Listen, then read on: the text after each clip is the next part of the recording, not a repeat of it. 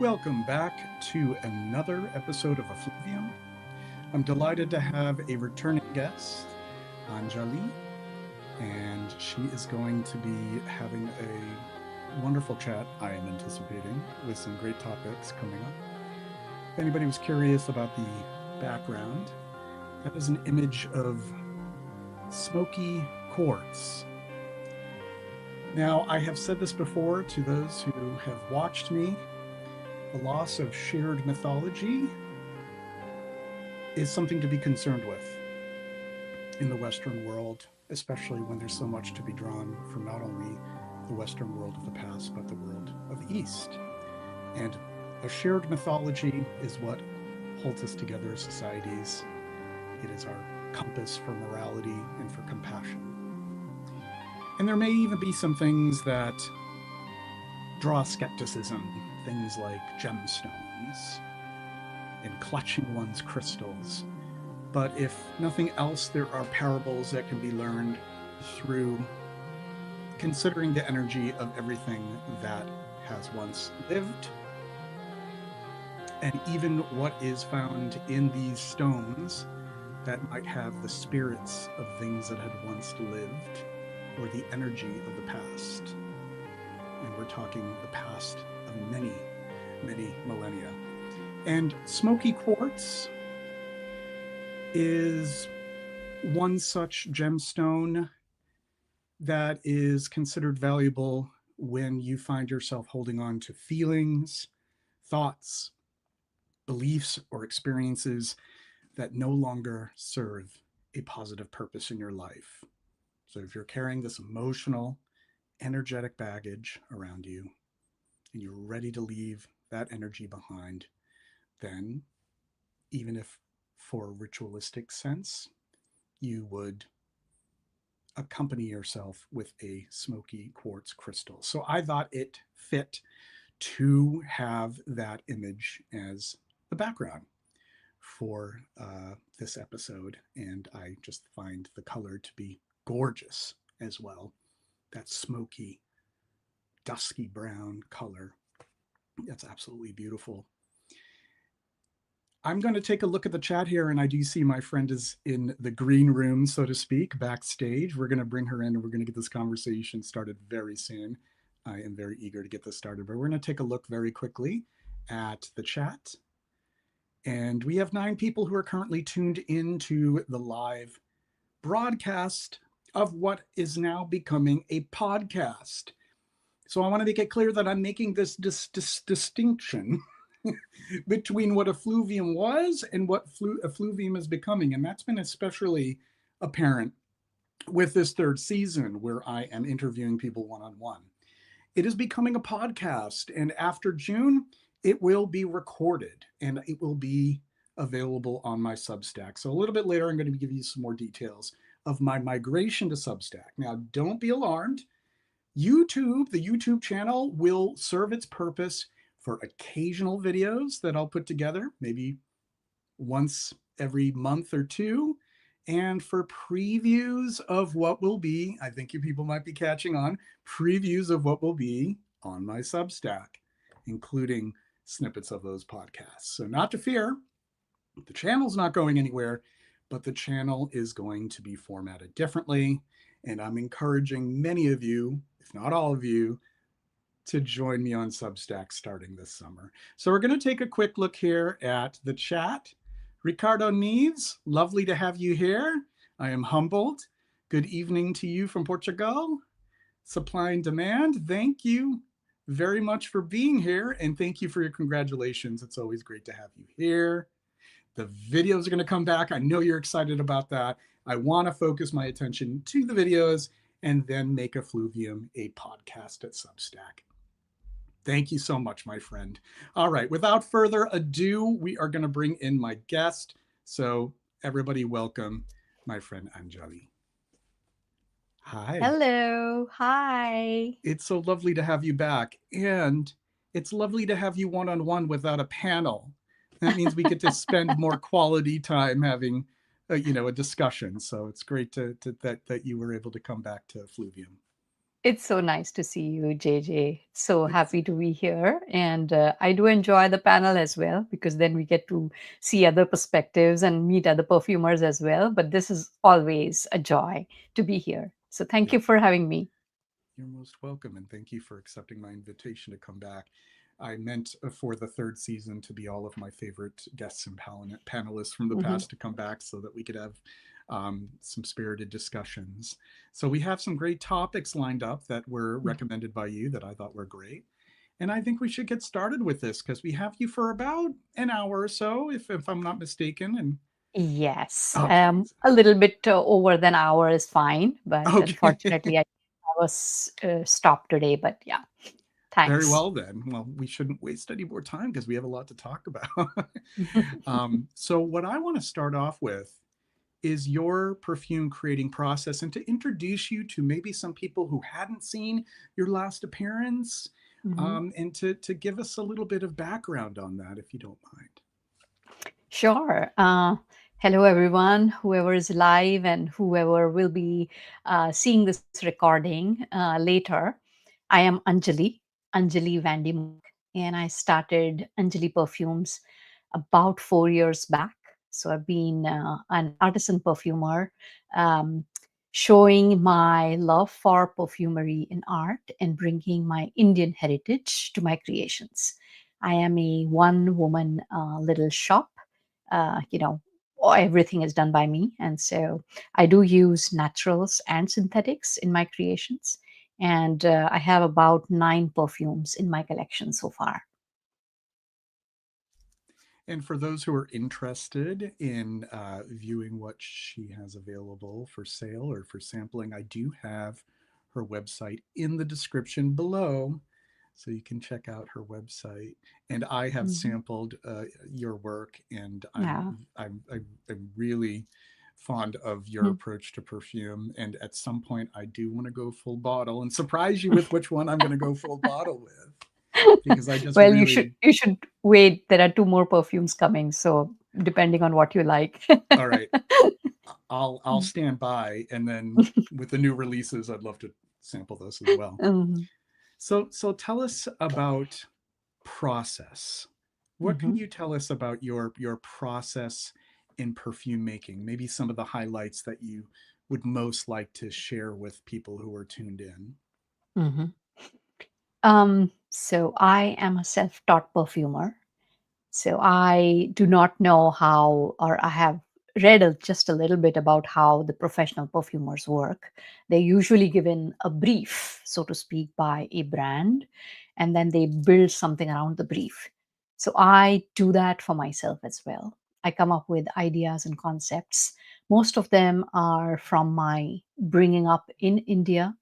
India has a rich heritage of ancient heritage of perfumery, and so I grew up with a lot of attars and incense and so on and resins. So I try and work with my memories and my bringing up, growing up in India. I have to come up with a name first, and then I write down essays about that name. And that's where my journey begins. And once I have that nailed down, I start working on what the notes will be and what directions I want to take the perfume.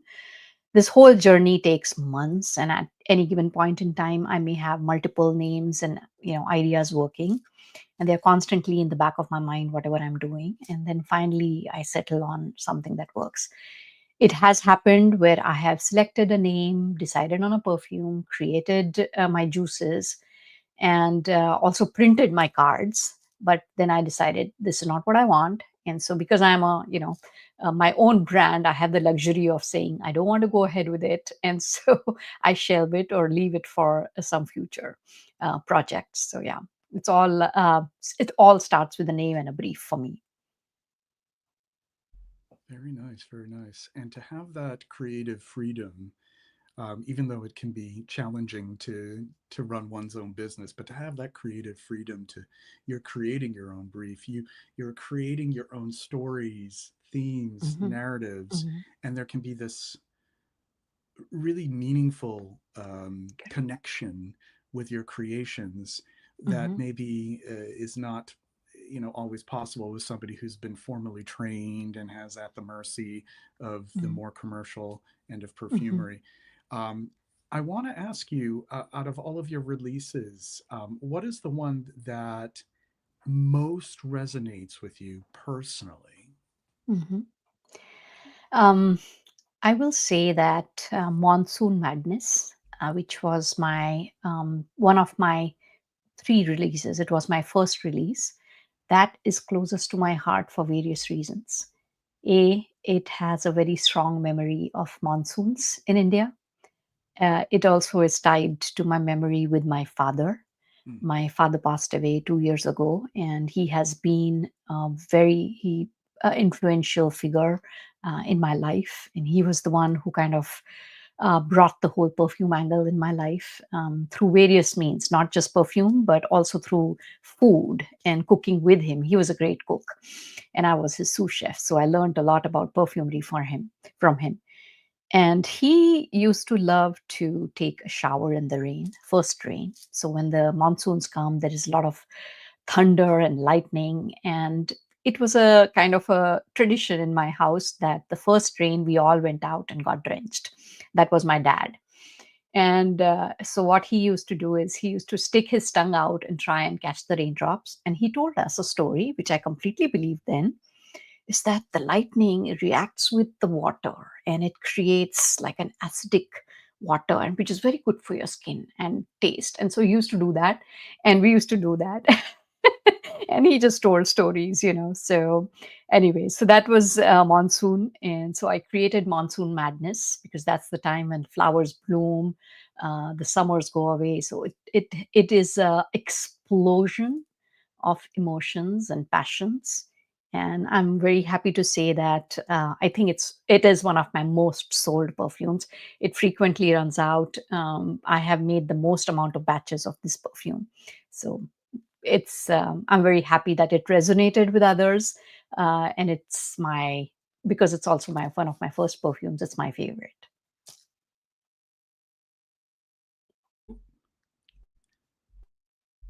sorry about that.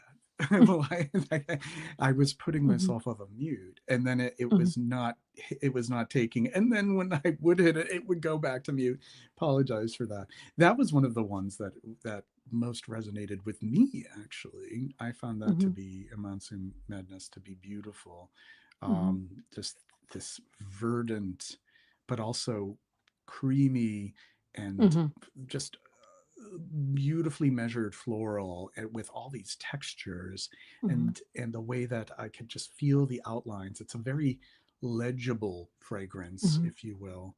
And I mhm, love, just as much, as much as I love, a lot of perfumes where, you can't tell where one thing begins and where the other ends and so forth. mhm, I love when there is outline, that you mhm, almost sort of, um, it's almost like a 3D rendering in fragrance, and I feel like mhm. you've achieved that with Oh, thank you. Monsoon Madness. It's really beautiful.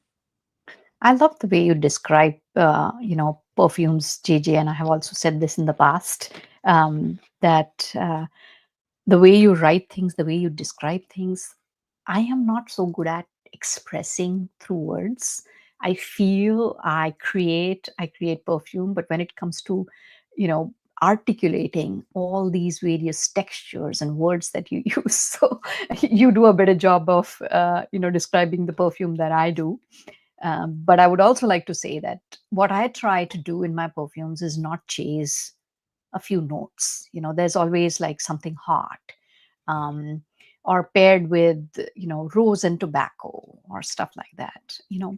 Which is also a genre of perfumery. But for me, the story is what matters, and it's my Mm, brief and my story, and so I am showing everyone a little glimpse of that story. And so I feel that people who wear perfume as a story, it resonates with them more than someone who buys it because they want to have a bottle um, of a brand that is just in their collection. There are people who appreciate the story and wear a story. So that's what I want to do. And what's great about that too, when there's a story, a theme, a narrative, especially when it's open ended, is that the wearer can inject themselves into that story and Mhm, to kind of get lost in that fantasy of that mhm, story, which I think mhm, is just beautiful. And we need more of that, especially right now where perfume as a consumer object yes. is changing rapidly. It's changing in ways that I wasn't necessarily expecting. And this sort of foreshadows some Mhm, a couple of the other topics that we were mhm, discussing, planning on mhm, discussing. So before we get there, though, I loved that you mentioned to me before our meeting mhm, here mhm, olfactory art mhm, and that concept of olfactory art. Could you describe to us what does olfactory art mean as opposed to just a perfume to wear? And then mhm, tell us a little bit about your own project. mhm. Great question. Anytime I have gone to an art exhibition and seen sculptures, seen paintings, seen mixed media creative works, I have always felt the need to immerse myself in it through scents. They are primeval force for me, and I transport myself even when I'm reading a science fiction or a fantasy book. I think about, okay, what might this animal or this creature in this other world be feeling and smelling, um, which is why I think olfactory art is a little different from perfume. Perfume becomes a self expression, a cosmetic, a beauty, which has different facets. It could be a commodity, it could be creative, it could be niche, it could be artisan, but these still retain in a category of cosmetics. When it comes to olfaction as an art, it, I believe, supplements and complements other media, not just by itself. It enriches and gives meaning and depth to visual media, tactile media, audio media. And I think olfaction by itself, I haven't come across just scents that somebody goes in and experiences. Maybe, I need to experience that myself. But um, wherever I have seen olfaction art or what I've studied about olfaction art, it has to do with some concepts of either food or textures or clothes or media. So I think olfactive art for me is a complementary, supplementary sense to our visual, audio, and tactile senses. I think the most difficult aspect of olfaction is also the medium is um, how to get people to experience it is almost like a technological problem. You see things, so there are colors, there are textures, there are paints, there are brush strokes. When we look at sculpture, there are figures, abstract or realistic. These are very intuitive and normal day-to-day experiences. But when you want to experience something in a smell or olfaction, the delivery of that art is such a complex aspect of it that anybody who wants to delve into olfaction art has to crack that. How do I get this smell across to the viewer? And I Right. think that's been most interesting aspect for me to see whenever I visit exhibitions or read about olfaction art, how various artists have showcased or given that art over to people. Mm, And no two people do it the same way. Unlike visual arts, where people might use right. brush is like, I'm giving an example, there are multiple other ways of showing visual art, but still olfaction, you can use a limited quantity or very unconventional method of delivering that art. So I find it very challenging, very interesting.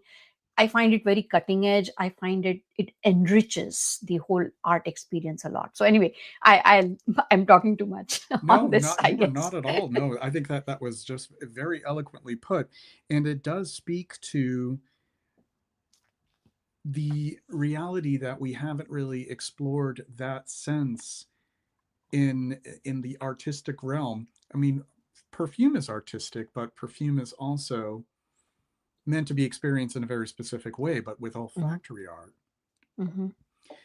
it's something that opens up the expression beyond the intention of somebody wearing something that smells nice. It Hmm. may Hmm. potentially attract others. Hmm. Um, there are frontiers with olfactory art where we can visit places olfactorily that may Yes. be uncomfortable to Hmm. wear, but quite stimulating in a different context.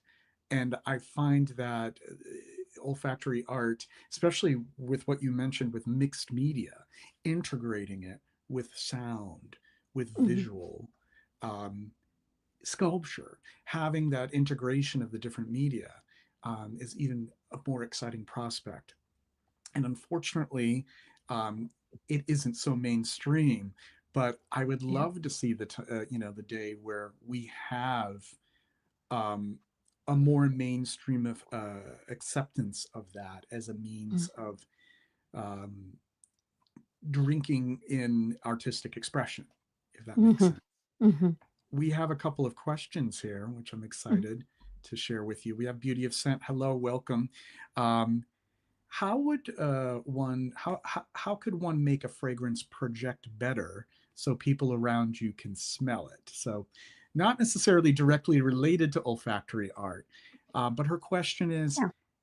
project allow what can be done in a perfume to allow it to project so other people can smell it. So we're not talking about an intimate one where we want Hmm. others to Hmm. experience it.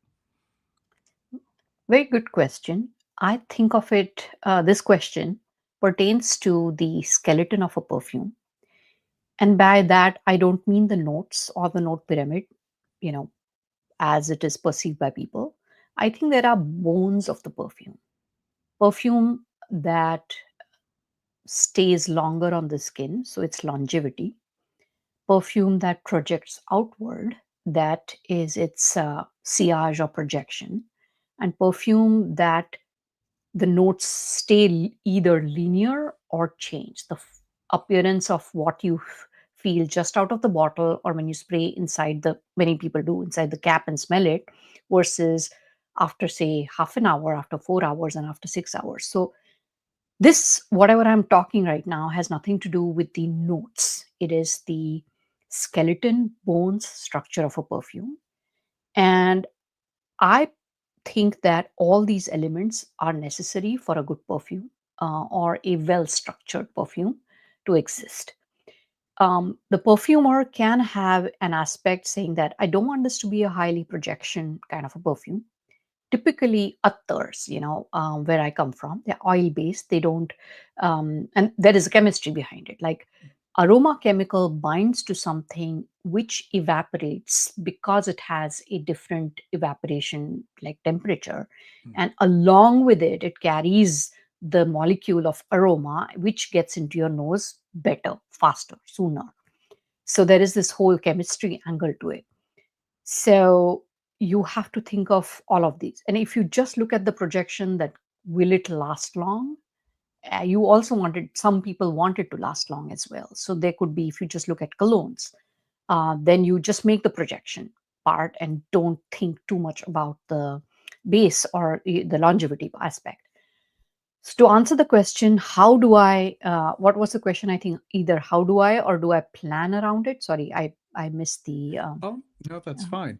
So mhm, what Beauty of Scent asks is how can a perfumer make a fragrance project, or how one, oh, you know what? Actually, I'm reading this differently. mhm. I think what is being asked is how the wearer could make the fragrance project better so people around can smell it. Oh, If really? Beauty of Scent wants to just confirm that, but I think that Mhm, now that I'm reading it, that is what is being referred to, is how the mhm. wearer could make a fragrance project better. Okay.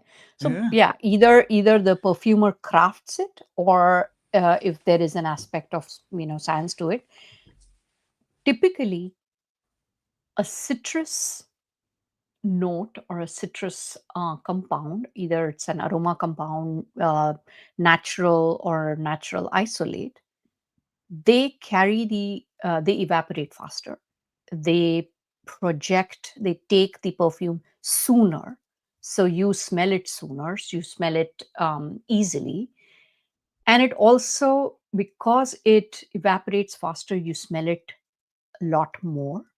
So I would say citrus notes, adding a level of citrus notes is something that helps project the perfume.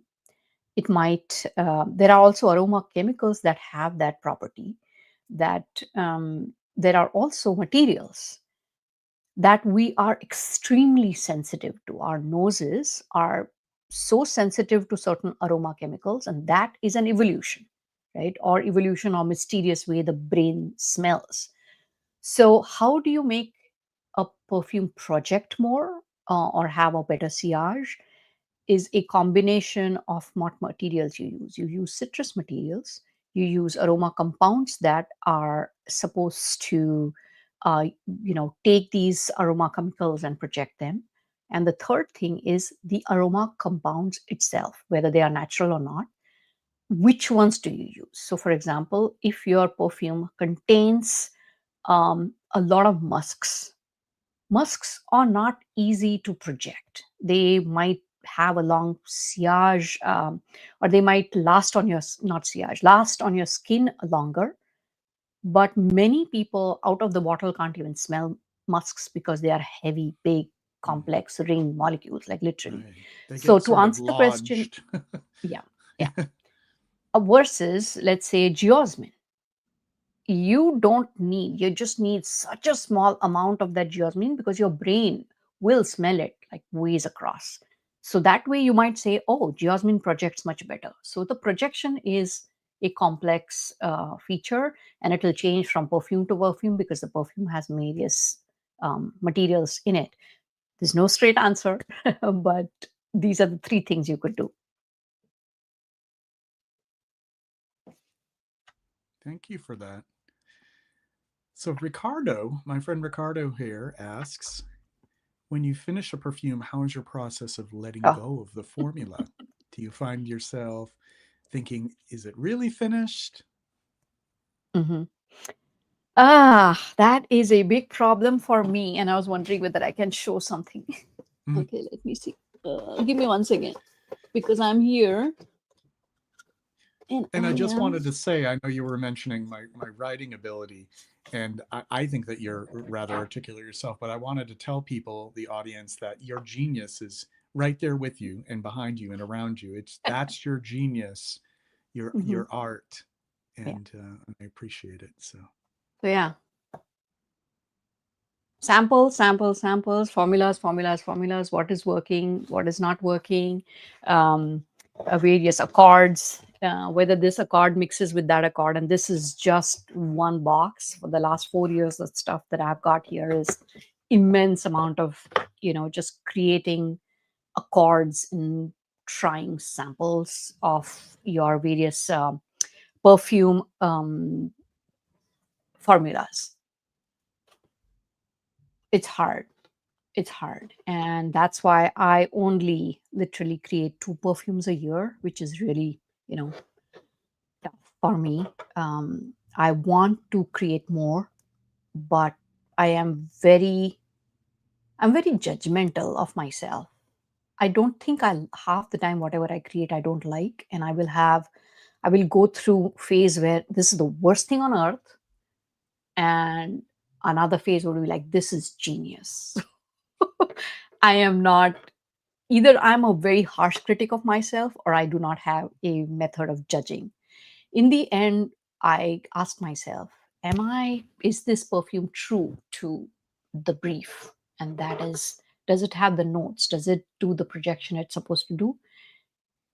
And even though my husband doesn't is not into perfumery, mm, he's quite actually allergic at times. So I I will, I relate to there that are times actually. when, My Yeah. my partner as well. Yeah, difficult time with Ah, it. yes, yes. So, but he's the one who built that, so he supports me in various ways. But yeah, Nice. if I'm walking, I don't really ask him, but that's not how I decide on my perfumes. But once in a while, he will say, "Oh, that smells nice," and then so I know that I'm getting there, and then Mhm. I have to call it like this is it. That's it. You just have to do it somewhere, and that's how it is. But yeah, it takes a long time. It's not easy.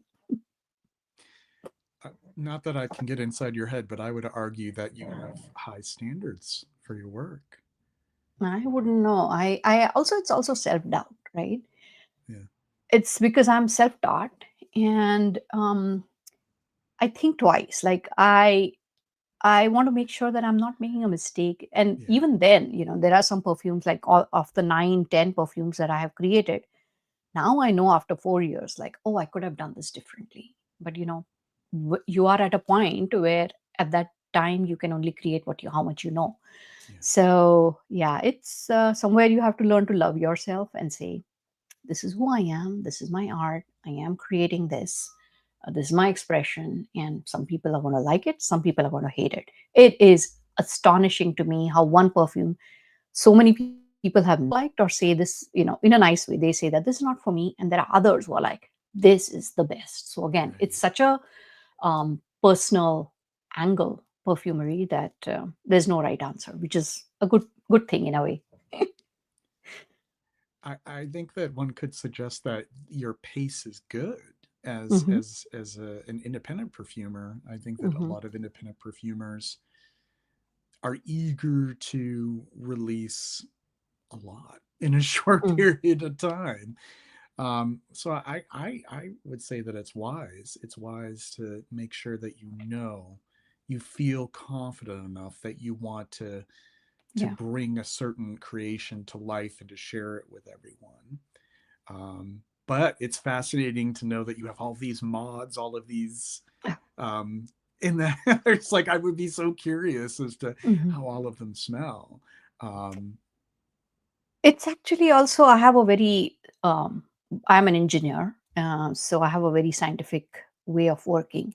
yeah. Every mod has a number, every mod has a register. So I have like, and again, because we are just freewheeling I have these diaries, and so this is perfumery ledger number 6. So I have ledgers and ledgers, and every single thing that I do goes into my ledgers. Every little vial has a number on top so that the cap, if I remove the cap, I don't want to mess with some different mod.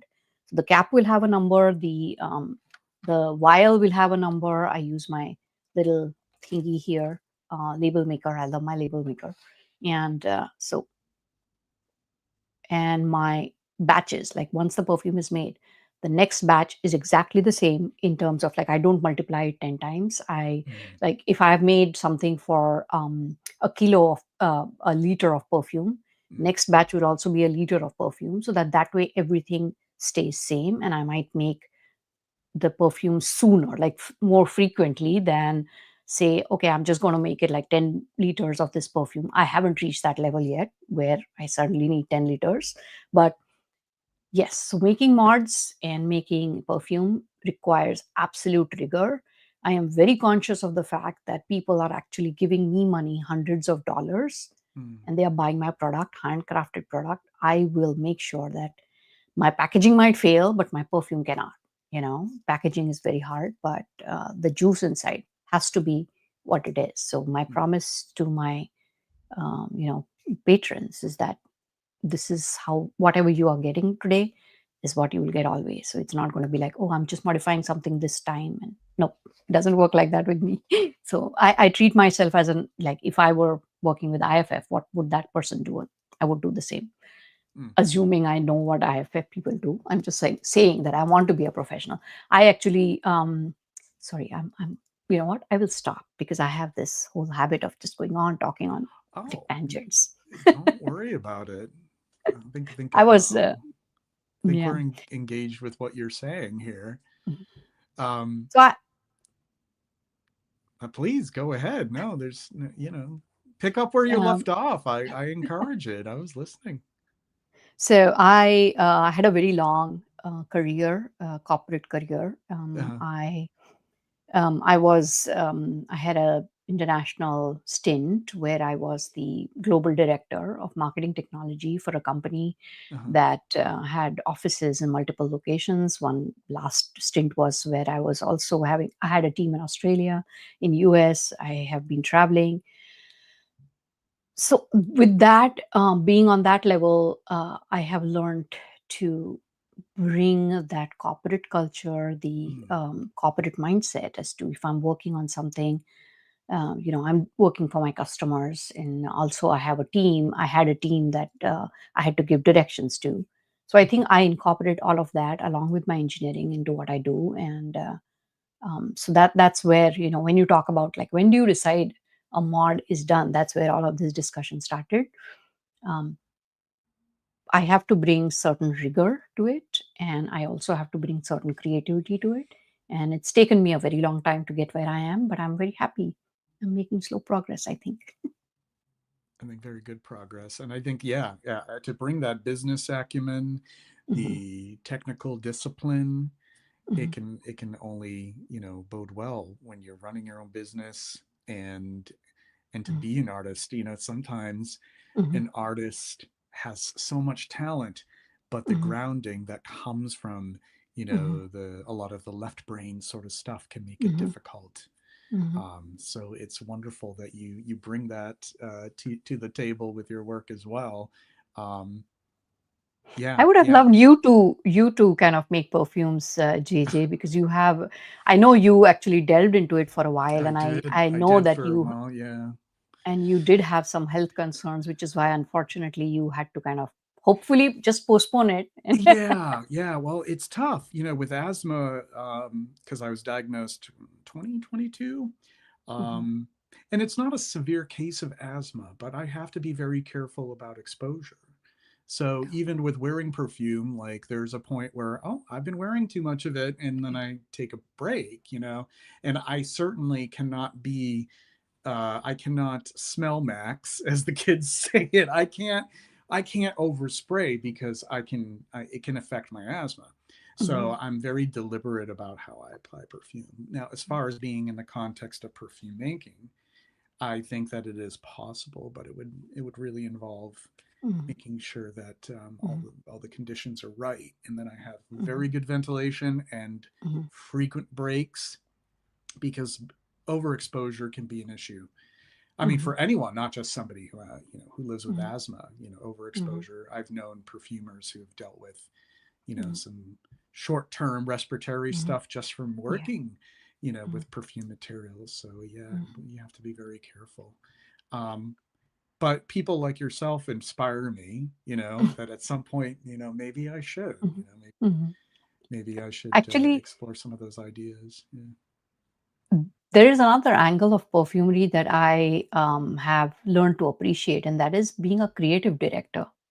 Yes, that's I've thought Which, about that. Yeah, yeah, yeah, because the yeah. creative directors I have great respect for, because they sometimes as a perfumer you get stuck into your way of thinking, and when somebody else has a direction saying that, hey, this is where I would like the perfume to be, these are the three samples that you've provided me, this is where we want to go, and that gives such a different level of clarity working with someone on a creative aspect.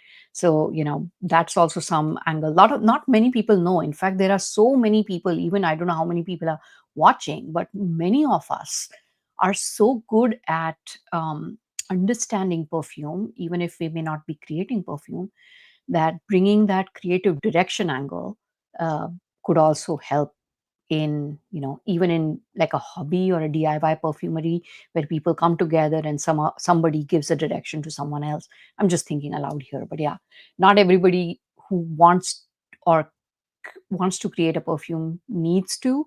They can also be creative directors. Yeah, I've thought about that. And then just taking what knowledge I have and contributing Hmm. to it, even if I'm not working hands on. Hmm. Or I could work closely with a perfumer, um, in deciding, what directions an idea should go, and what materials that I have in mind, what accords I have in mind, um, stories, Mm, themes. Uh, yeah. I mean, hopefully something can come into fruition. Either I'm doing my own work or I'm mhm. collaborating with somebody else. So I appreciate that you turned the table over, or like, and I'm in sort of like the interviewee mode here. Um, but Mm, I wanted to get back to the some of the topics, because like you had some great topics. I know that's going to be hard to mm, fit all of them in. mm, But you were mentioning what we see right now is collecting like we had never seen before, collecting mm, of perfumes, and all the trends, all the different styles, and mhm, you mentioned hot notes as well, which, are you talking, it's like the notes that are really popular, and they mhm, come into vogue, and then something else replaces it. You have your cherry here, your pistachio there, and all of a sudden green notes are hot for a minute, and then it also speaks to sort of like this short attention span that a mhm, lot of people have right now. So I wanted to ask for your observations on what's going on as far as like the fragrance hobby itself and collecting. mm, What are mhm. some observations that you've made as far as that? Um, I definitely feel that once you start seeing a few people talk about, influential people talk about a certain brand or a certain style of perfume, quite a few people start doing that and it becomes like a wave. Yeah. In a way, it's interesting because more people get to experience this wave, this note that may not have been popular. But Mm-hmm. sometimes it also feels that that's chasing or fear of missing out, right? For example, gourmands. A lot of people genuinely like gourmands, and therefore it is popular because it's like a very comfort genre Yeah. of perfumes. Some people frown upon gourmands as like, oh, this is not probably macho enough for some people. You know, s- the hot notes, I think, from a perfumer's perspective, it's a different. It's very different when you want to when your approach to perfumery is to capture the market for various brands who are for whatever reason, and I'm not saying that's not a valid reason to make a perfume, but that angle where, okay, this is going to be hot next year, cherry is going to be hot, let's make something cherry and bring something out in the market. Somewhere I think the my own way of thinking is it kind of misses the mark, like, the Mm-hmm. heart of what perfumery is. Like, why are you creating it? Is it, Yeah. what is this expression of?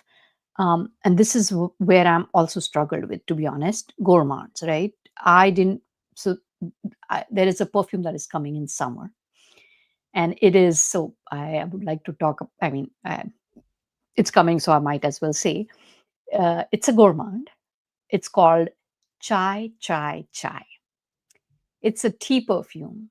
And I believe every perfumer at some point in time has wanted to create a tea perfume because tea Mm-hmm. is a challenging, difficult, it's most beloved note. It's a very popular note. And a Mm-hmm. part of me was like, do I really want another tea? Like, there are so many tea perfumes, right? So this hotness of like, suddenly there are rice perfumes, there are, um, you know, sesame. The one that I created was a gourmand. Do I really want another gourmand? Yeah. Does anybody ever need another gourmand? So I think the Yeah. difference in the hotness of it is, what is the new thing that you're bringing into that perfume? Right. And from a collector's perspective, I would like to understand, like, are you a person who experiences, or are you a collector? Do you want Mm-hmm. experiences in life, or do you want objects, that you want to buy? So I think that's where the difference is. And yeah, I would not say I would chase ever hot notes. I have purposefully I've bought so much of oud, and I've like, I just do not want to use oud in my perfume, just because, it's like a thing in my head, because it's become like a, people are chasing after it. Yeah. It's just an amazing note. I mean, there's no two ways about it. But I've like, you know what? I'm going to create something that is mine. And chai is, I'm bringing a different aspect to my tea. So, yeah, hot I notes. appreciate that. I appreciate that you have consciously decided not to use an oud accord in your perfume, and not out of a dislike for oud. And I've said that to, I've explained to people, like, I'm not crazy about oud and perfume, and it has nothing to do with oud, because I love Hmm. oud, the attars that I've experienced, and then like the actual agarwood chips, for Hmm. incense. I love. And I think it's just so hard to reproduce that experience in a perfume without some sort of soul being Hmm. lacking, if that makes sense. And there's plenty of stuff where they claim to have an oud accord, and it's Hmm. not what I associate with it. So I do like that you are, choosing something different. You're exploring different types of accords that are not heavily tread, and there's a lot of them that Hmm. have been so heavily tread lately. Hmm. um, Chai does sound beautiful, and not the Americanized sort of like Starbucks Yeah. chai. I know that I can count on you on delivering like chai as like a genuine Yeah. chai with the, that. Hmm. Yeah, that's wonderful. That we actually have Hmm. Ricardo asking another question. um, when you finish a perfume, how is your process of letting go of the formula? Oh, wait, that's the same one. I Hmm. thought that was a new one. Sorry about that. That's a repeat. Like, I'm bringing it up Hmm. there, so you don't have to worry about answering that one. We Hmm. have 15 people who are tuned in right now. If you haven't already liked the stream, please do so. It helps support. Well, it helps people to see this content. And that's how the algorithms work on YouTube. Something is liked a lot, people tend to see more of it, in their searches, or if they happen to bring up a certain keyword. So just remember to like the stream, and don't be shy. There's not too much activity in the chat. We've only had a handful of people speak up, and there's several of you there. So don't be shy. Let us know how you're doing. If you have any questions, let us know. You can even Hmm. just mention your scent of the day, scent of the night. We'd love to hear from you. Hmm. Um, so getting back to some of the things that we were wanting to chat about, um, this hobby. What do you think of the direction that things are going, as far as I'm sure you've noticed this on like TikTok, and everybody wants to be a content creator. They want to add their input. They want to say what they think of something. They want to give sort of like a nice sound bite on TikTok to try to summarize a perfume. What do you think is, I'm trying to articulate this in as best a way as possible. Do you think that it does a service to perfume, or do you think sometimes it does a disservice to digest it into little sound bites, and to kind of move on from one perfume to another without really, I don't know. What do Yeah. you think about that? I have my opinions, but I'd like to hear from you. Hmm. It's very interesting. Yeah. I feel that, I like the fact that people share their what they like, that more people are getting exposed to different brands. But I also feel that there are so much, like you said, that today I need to make a post. Because I made a post of this perfume, then therefore I need to have another post of another perfume. And so I think there is a race to kind of create more content. Um, so definitely it does feel like there is a lot of quick information about perfume, uh, which is a sound bite. And I agree with you that perfume takes time to evolve. Perfume,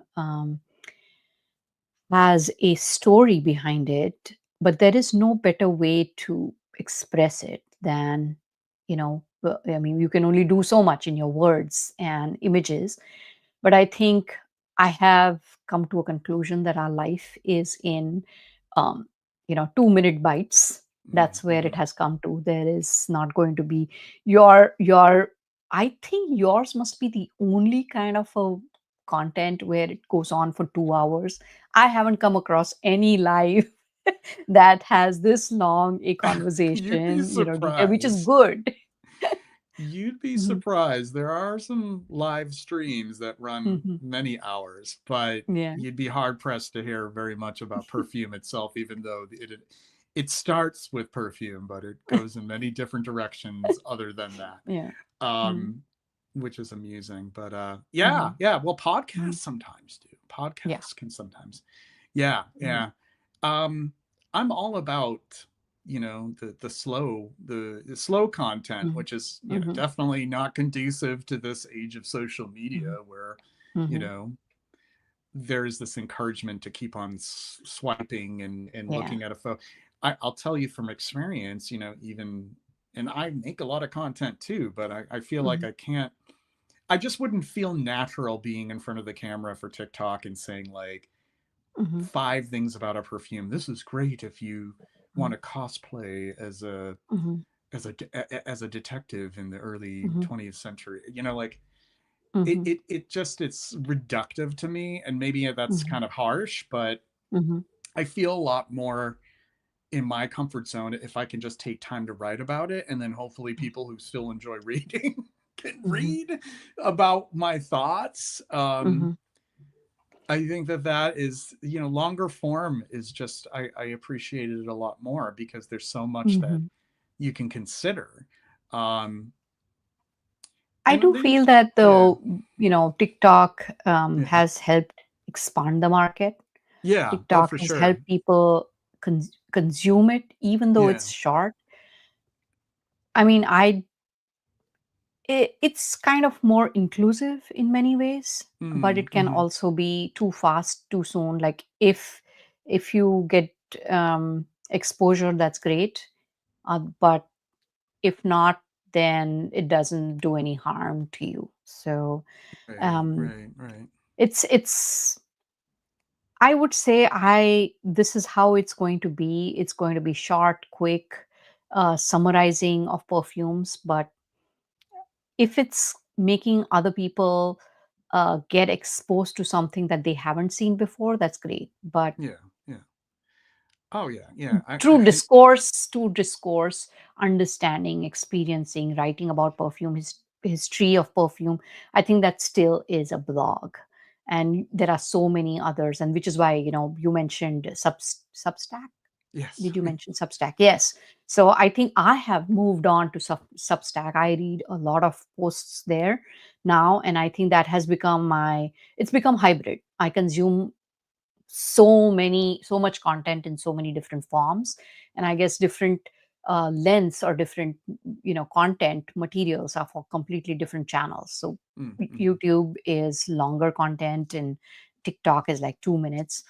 It serves different people different purposes, but I understand where you're saying that if you as a person who JJ is, you are YouTube, you're Substack, you're a blogger, you're a podcaster, so totally get that, and that's valuable too. Yeah, yeah.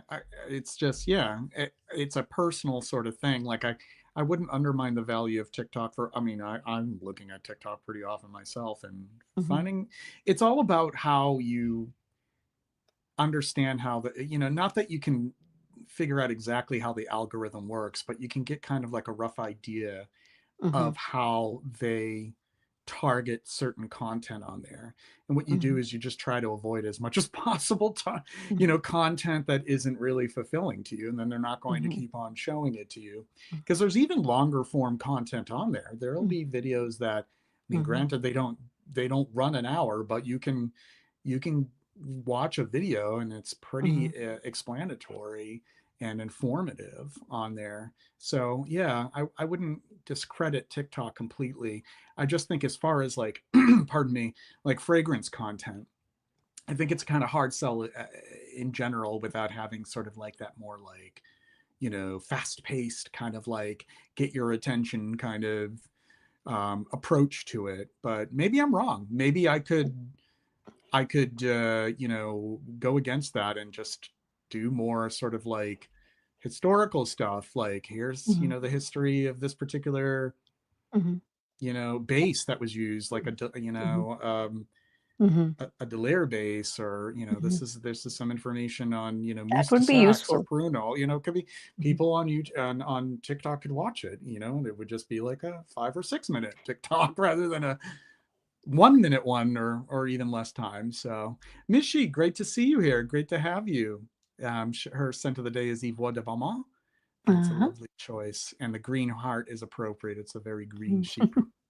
Very nice. Very I think the nice. one thing TikTok, what I have noticed is it wouldn't be because of TikTok, but there are, and again, I don't want to be the person who's become an independent perfumer, artisan perfumer, learning by herself and being here for 4 years to say that others who are trying to do it aren't good. But because of this quick, fast paced culture, I personally have experienced products that have been created that need more work, that need more time. Mm, Um, mm, but there is a market out there. People are selling, people are buying. There's a TikTok shop. So I think in this urge of selling, it's urge of meeting demand or cashing on the object of like, oh, somebody might want to try this. Um, there is some definitely subpar. A subpar in the sense that, when I'm saying subpar, I hold myself in very hard judgment. But the stuff that I have seen, we were there are a group of us who had come together in Seattle, and we were all smelling and enjoying ourselves, and discussing, and we wanted to support some people, and so we had tried some of their perfumes, and one of them we had to pack it and put it outside the house. mm, um, it was something like that. mm. So yeah, and it was not just me; it was several perfumers. It was like, okay, this bag needs to go out. Oh So I think that no. that is something that I Yeah, yeah. So that is something I worry about as an industry. As what are there are so many DIYers. There are so many people who are learning, enjoying the hobby, which I am very happy about. I yeah, lurk on Reddit all the time. But I think to come up with a perfume, um, I hate to say that, oh, do some work. I have, I nobody taught me.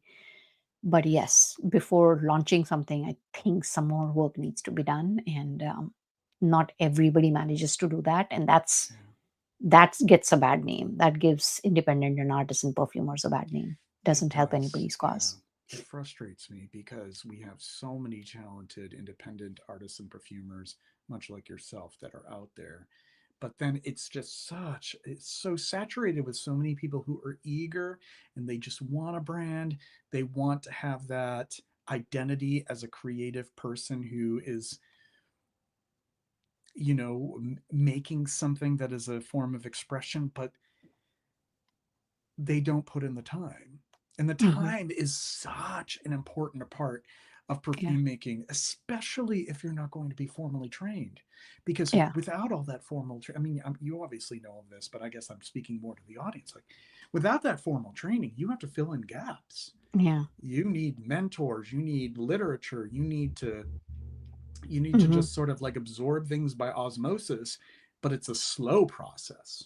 It's not Hmm. one where you just have it Yeah, all figured out. You yeah, think that you have it all figured out, and then you realize, oh, wait a second, this is yeah, nowhere near where it yeah, needs to be. So yeah, you're yeah. absolutely right, and I'm familiar. There are a lot of perfumers who they say, I just started like a year ago, and I already have my line of 10 perfumes, and Mhm.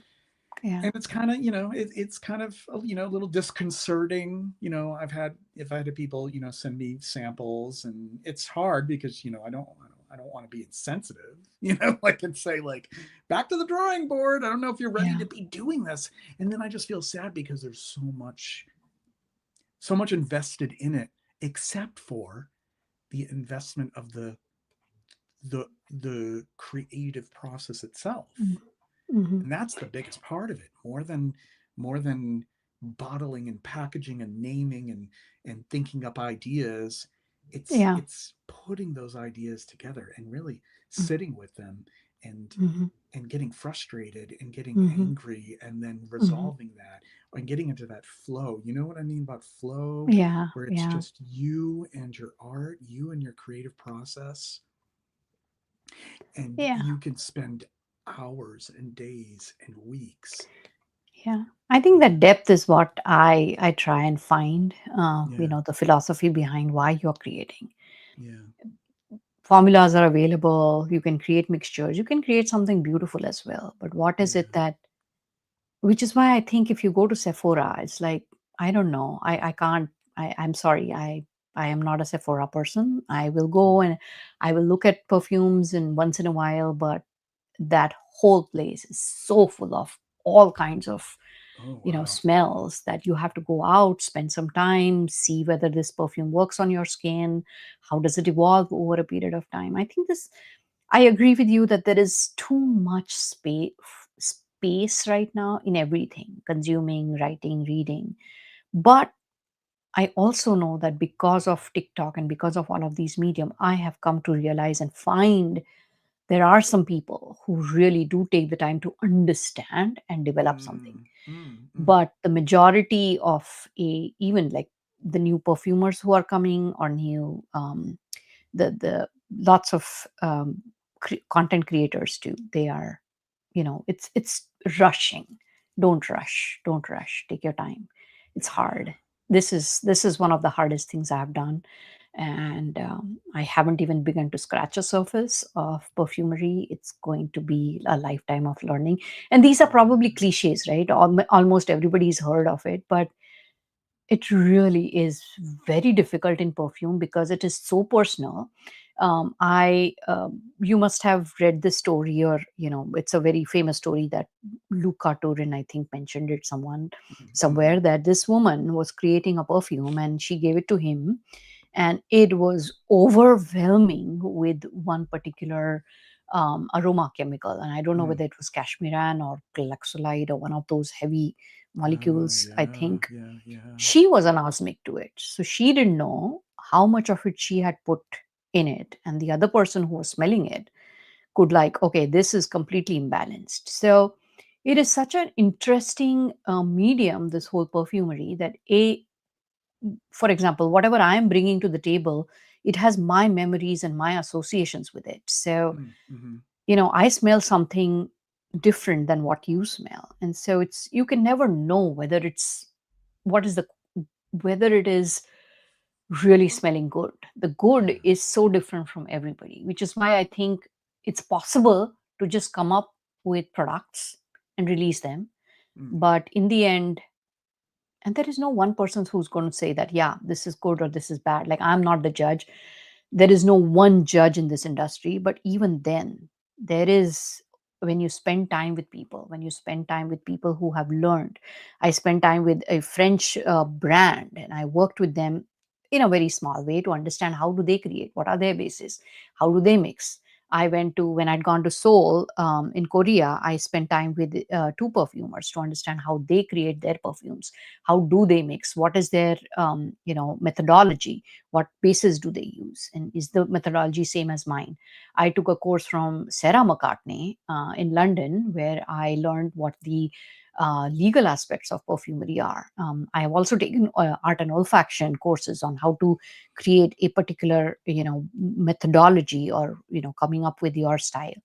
I yeah. was very happy to know that I had read enough for years for me to come up with a system that works. And again, this is not about me touting about, like, oh, I am doing it right. Mm, I mm. just feel that there is just too much stuff right now that is not on par with, okay, I'm just going to say it's not on par with, I would say this is how it should be. Yeah, take time. Take time to review, Yeah. take time to wear, take time to understand who the brand behind it, what their philosophy is. Take time to create something. This is absolutely not a fast uh, art, not a No, fast not art at at all. all. Not at all. And you pointed out that there are actually a lot of content creators who want to become perfumers, you see that progression. Like Mm-hmm. they start off as a fan of perfume, and Mm-hmm. then they want to create content, and then they want to release a line and learn to be a perfumer themselves. And I see that a lot, as well. There's a few that are actually rather popular right now who are doing that. Mm-hmm. But yeah, it takes a It lot of takes time. patience, That's all. time and patience. Yeah, yeah. Lisa Esposito, thank you for joining us. She's enjoying the conversation, wearing Marissa Zappas's Annabelle's birthday cake. Thank you. Ricardo says everything that's good in life takes time. Rushing is the enemy of perfection. Mm-hmm. Yeah, yeah, I couldn't say it any better myself. Ricardo also had a Mm-hmm. question for you, or a couple questions. What are your favorite raw materials to work with? I know each Mm-hmm. one has a specific character, but can you pick some of your favorites? That's always hard. It depends Yeah, on it depends on what perfume I'm making and what do I reach for. I yeah. think every perfume is different and definitely requires different materials. I do, and it typically so happens that the materials that I love are the most expensive ones, obviously. So um, I of late I have been doing a lot of smelling, researching, reading on champaka Mm, or mm-hmm, champak. It has obviously, and osmanthus also, because both of them have tea notes, and so I have been mm, obsessed with both of them. So I spent time in.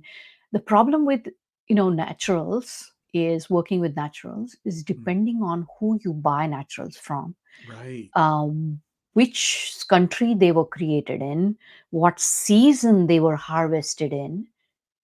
The notes can be so different that picking and choosing a natural material is very hard, and Mm-hmm, making sure that you are finally buying it from someone who will, let's say 1 year down the line, still provide a reasonable amount of like quality. I mean, reasonable same amount of quality, not absolutely completely different, is it's a challenge.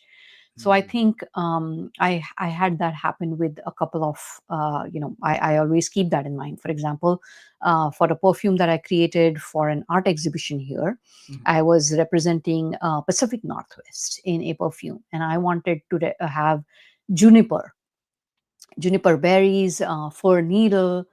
So I bought materials from 5 different vendors. mm. They were all so, they had nuances that I could not. I can definitely say that one cannot just substitute one material for the other. Yeah. So yes, my obsession currently is definitely champaka, and Mm, it's amazing to find nuances in different materials. So I study those, and it's also a very beloved flower in India. It's very mm-hmm, interesting that if at least when I was in India and when I was say taking a trip from Mumbai to Goa or Mumbai to mm-hmm, Pune, you're going with a in a cab or in a car, and there are certain points on the highway where you stop for tea, chai, samosa, take a break during your journey. And there will be these right. village women who will come and sell you something, right? They will either sell you food, but these there are women who come and sell you just a champaka flower, two flowers just tied together with a string and then wrapped in Yeah. a leaf, and they will sell it for a few rupees. And that used to be, that's such a strong and a happy and a precious memory of mine that I cherish it a lot. So this flower is very very precious, very rich, very aromatic, Yeah. also very expensive, and that's what I'm Mm. obsessed with right now. It will be used in my chai perfume, of course. So I was going to again, ask pricing that where it was perfume is going to going to make be an a little appearance. tough. How exciting is Mhm, that? Yeah, I have some mhm. Champaka Mhm. Absolute, and so complex, almost like, I mean, like Yes. many naturals, like a perfume in Yeah. itself. So it'll be exciting to experience how you how you Mhm. integrate that into a fragrance. Yeah, yeah, I actually wanted to use osmanthus also, and I yeah. am still on fence whether the accord that I have worked with, which has a uh, blend, but not too much to overpower of both osmanthus. But again, myself, the criticism, not in a bad way, but evaluating what I am doing and why I'm doing something. I didn't know osmanthus till I came to the US. I had never experienced it. I had heard a lot about it, but the flower itself, I literally managed to smell for the first time. When did I go to San Antonio? I went to San Antonio this year, last year, I don't remember.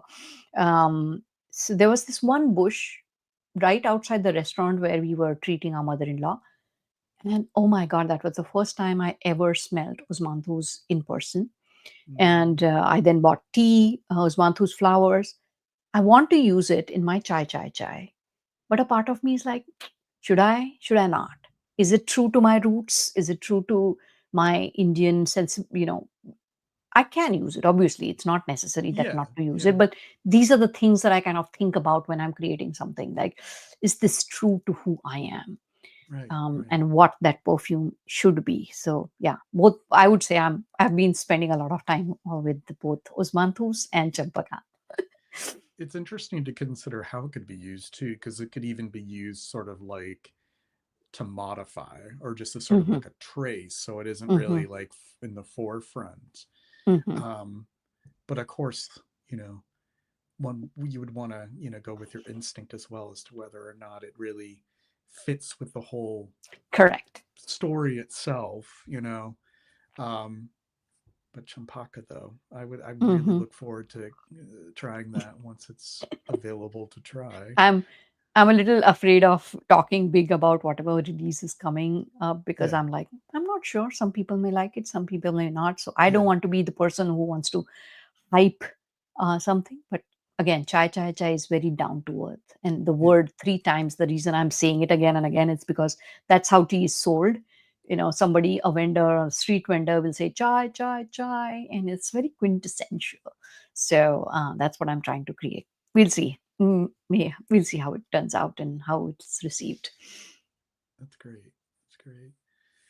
So one of the last topics that I have here, I wanted us to try to cover at least touch on each of them. Mm, There was something that really stood out to one of the suggestions really stood out to me. mhm, The lack of learning that you find in these different groups, mhm, Reddit, Facebook groups, Discords, you name it, fill in the blank. You said that there's not enough proportionate learning to whatever else is discussed. mhm. What can you tell me about that? What do you notice is probably lacking that we should see more of in our discussions? That and this is for my Mhm. reference too, for me, as I move on to something like that with Substack. What do you think we should see more of between in these platforms that communities join and talk about things? I think my intention of mentioning that topic was slightly different than what I'm probably understanding right now. What I meant to say is, I am so heartened, so happy to see this whole perfume as a perfumery, as a art form or expression or hobby explode in the last couple of years. Um, People are buying materials, they are happily showing this is my setup, and it makes me so happy to see, because that's how I was like 5 years ago. I had a setup, small setup, not a big setup, nothing like this. But to see that makes me very happy. And so many people, but it worries me that there are not enough courses. How many people do you know are teaching? There are probably handful of people who are teaching this. So I Mm. think almost everyone is learning by themselves, talking to each other, sharing things with each other. And then there are sometimes some very basic questions that every newcomer asks, and I feel bad that because of that, one of the thing is, this is an art form that requires some training Mm. in safe handling and safety. Another aspect that I think people don't realize is disposing. You can't just put it in the drain. Oh, I You know, you know. I cannot do that. know. Animals will die, fishes will die, frogs will die. Right. You cannot let, so you have to dispose of all of these materials. If you're washing your materials, if you're washing your beakers, if you have, it has to go to a proper facility for you to dispose it. And I think that's one of the things that worries me. Not to mention that if you're doing it on a kitchen counter, that ambroxan, or not ambroxan, am, ambrosinide and amber Amber. extreme Oh, is going to yeah. linger forever and ever. Right. And God forbid you drop cashmeran on your clothes. So it's like I don't know, I want more people to teach. I definitely don't consider myself qualified enough to teach, but then I want more people to talk about this, talk about the safety, talk about regulations, talk about this is needed. This is very needed. Safe handling is important. This is not just, oh, let's just mix something together and see what happens, which is again, it's great to do DIY, but I think I wish there was some way more people can learn. And Mm. it's also very expensive. This whole thing, buying all of these materials is expensive. Learning and taking courses is expensive. I just wish Yeah. there was some way, at least the safety aspect was taught. I'm sure that there are a few, but it needs to be far more, and it needs to be impressed upon people that be careful, be careful. It can be very dangerous, actually, and I know that from Hmm. experience. And Hmm. unfortunately, it's not the sexiest topic, so people don't really get Yeah, into it.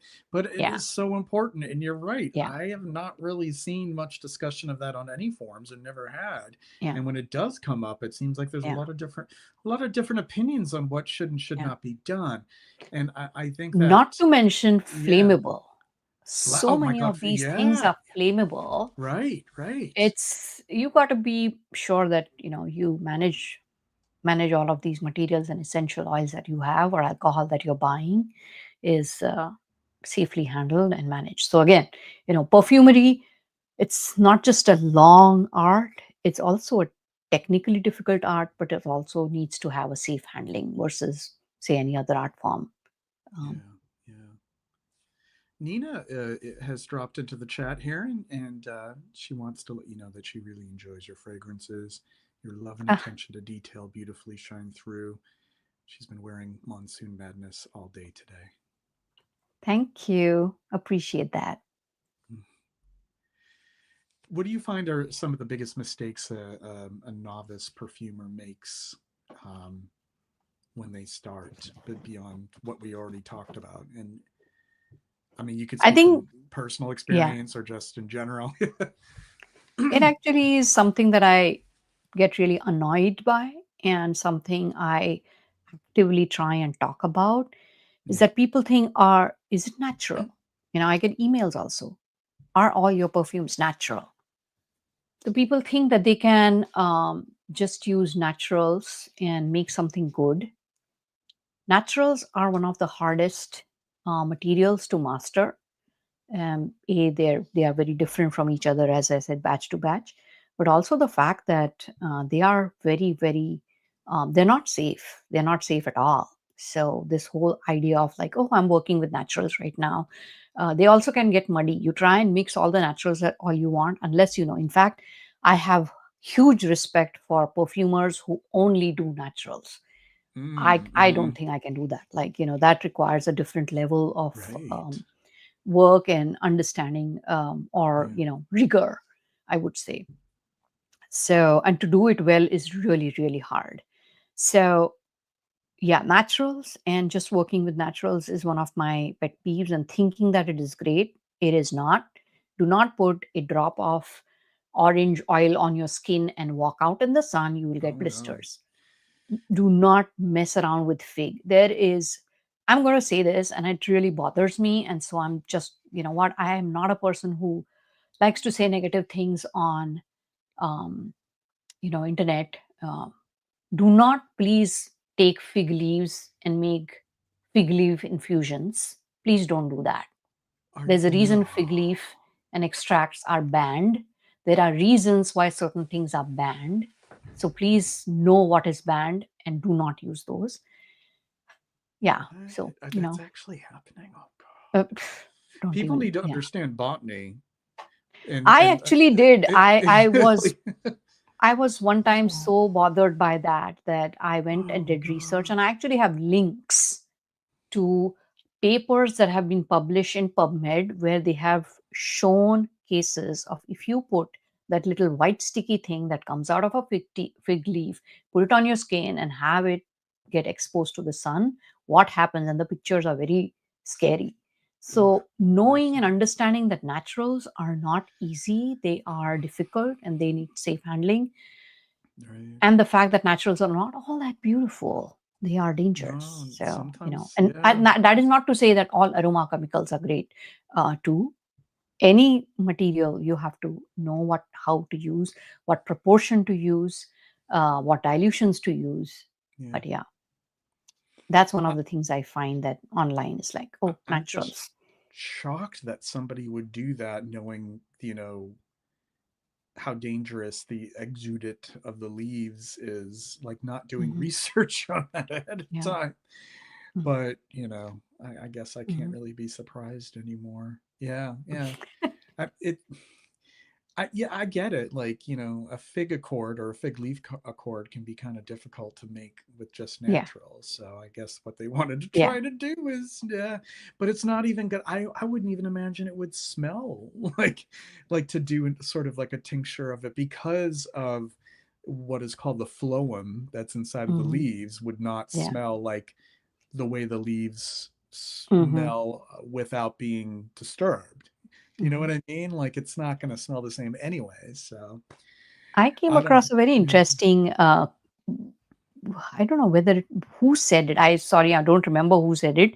It was on some social media platform, but this person said we might need to understand how to use and work with aroma chemicals more, because in future it'll be really hard to find naturals because of the climate change or policies or farming or whatever. And I was like, that really might be true. So get to know and love and understand aroma Yeah. chemicals, please.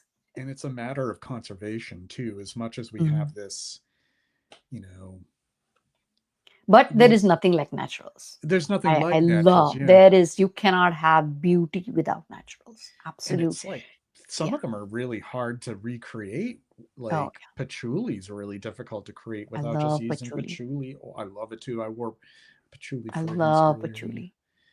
Yeah, I know, I know.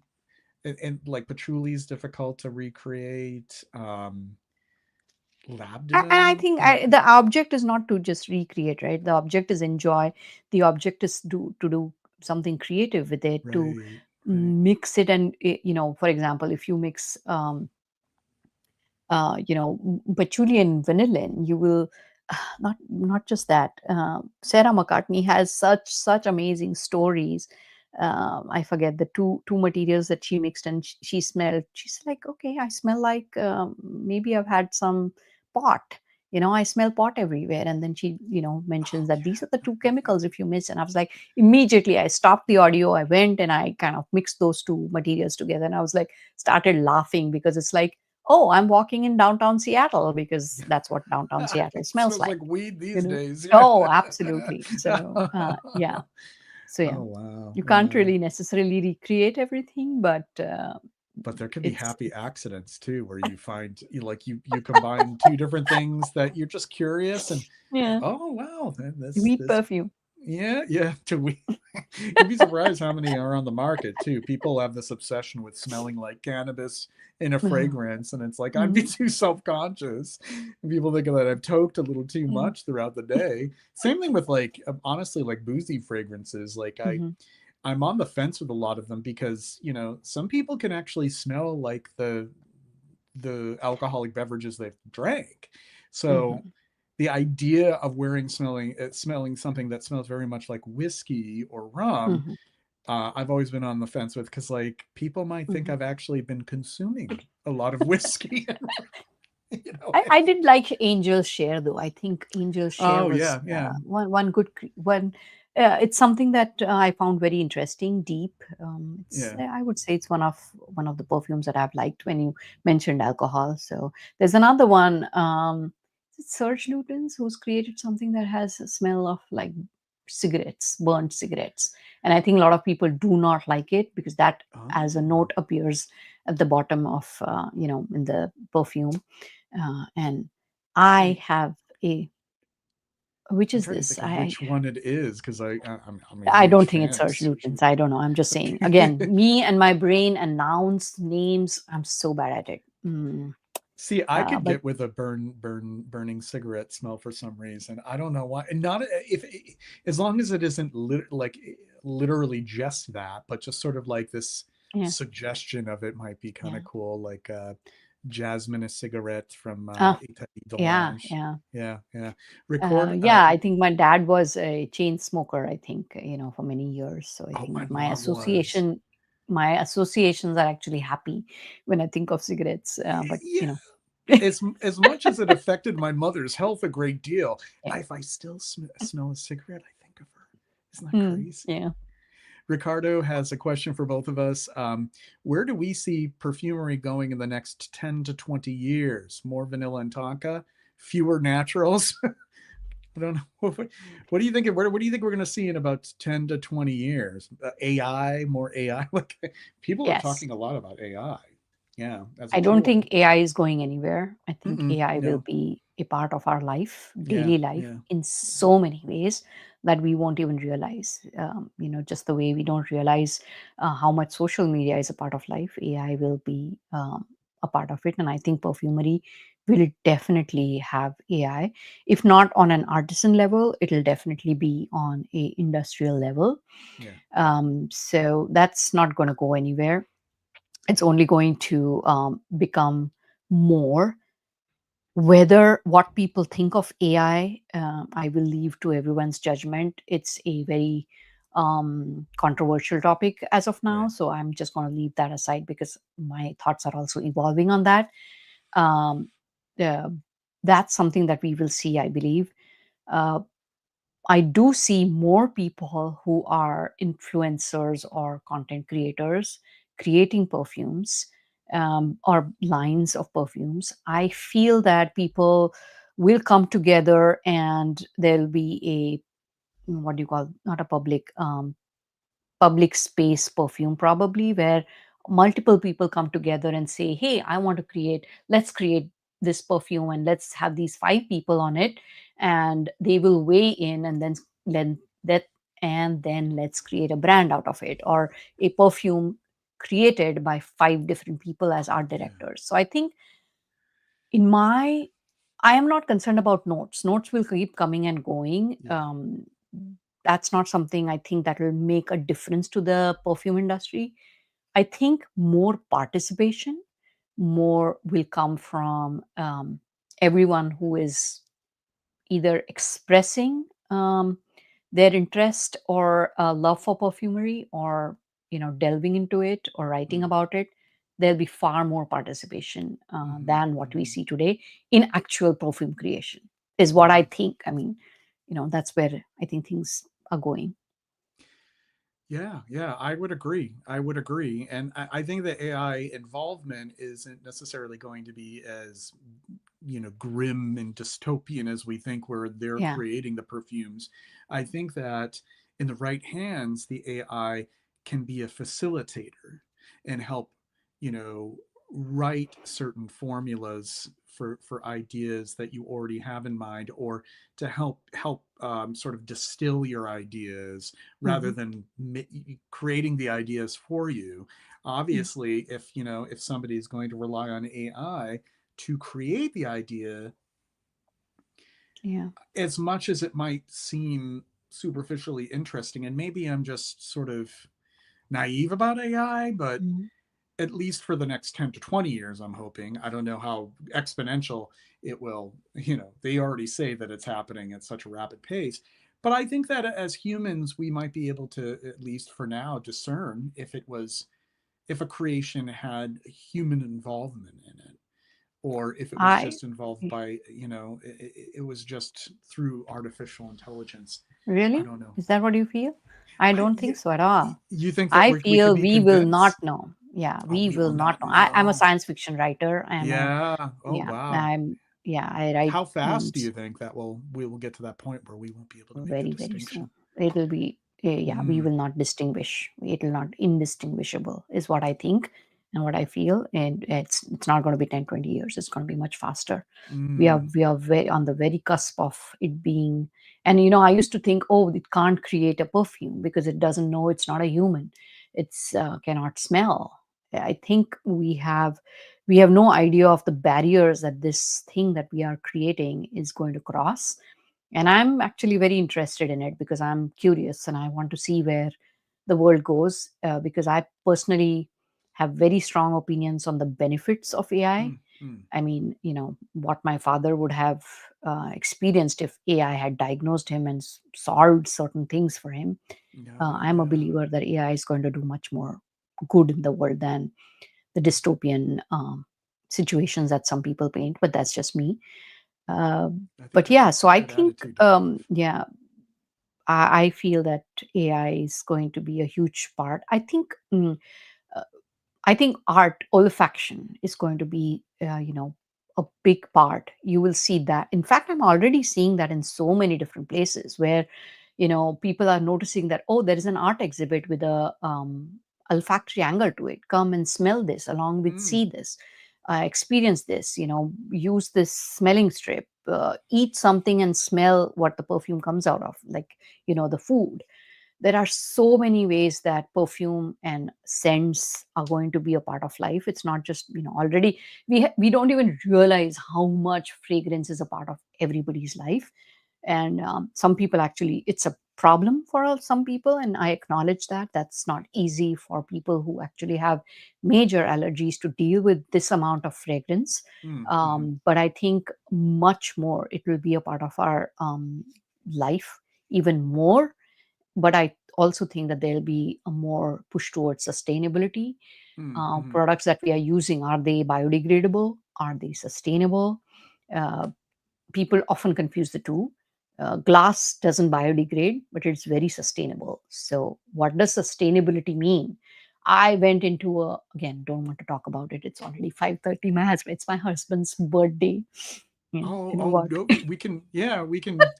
Anyway, he's fine. He just I'm signaled. He waiting said he's patiently, okay. but I Yeah. just wanted to say that I appreciate your optimism about AI in a world where it's so new to us, and decidedly frightening because it's such new and fast paced technology. Like I heard recently that it's basically going to be doing all the coding for us in a matter of Yeah. 6 months. And that's crazy to think because we were having kids train on coding classes, and now we don't even need that because AI is going to be doing it for us. But I think that I could use that optimism. I haven't been pessimistic. I think I've just been more vigilant, right? Mhm. But yeah, It's we good to may be see. it's good to be skeptical. It's good to be Yeah, vigilant because, again, powerful instruments in the wrong hands can be devastating. And so, yeah, we should be vigilant. But the mm-hmm. capabilities, the beneficial capabilities, are, I don't doubt that. Whether they will be used. So the my doubt is with human, uh, you know, desires and inclinations than with AI, Right. not with AI. Well, I want to thank you so much for chatting Mhm, with me. This was mhm, great. mhm. And you should come back when this is a recorded Oh, podcast. yeah, We'll totally. yeah, we'll do a recorded that will be on Substack. So Mhm, we'll pick up where we left off. mhm. Um, yeah, that should be great. That was really nice, and I'm sorry I had to cut this short so No, no, abruptly, you stayed but longer than I thought you would, and I I didn't even appreciate that. realize how long it was. Yeah. I just want to let the viewers know who we have coming up. So the next effluvium that we have will be on March 29th. It will be Kellen, sense of of South Jersey. Sorry, sense of South Jersey. Kellen will be joining me Saturday 3/29. Whitney Swales of Oh, Witten yay. West will be with me on April 10th. And then Varanus Radari, aka Derek, will be with me on 417, 426 rather. So tune into those. Thank you once again, Anjali. I will let you go so you can celebrate your husband's birthday. And everybody who's tuned in, be well, be Thank you. safe, Thank you and for I'll having chat with me. you soon. All right, take care. Okay. I'll talk to you soon, Bye-bye. Anjali. Bye.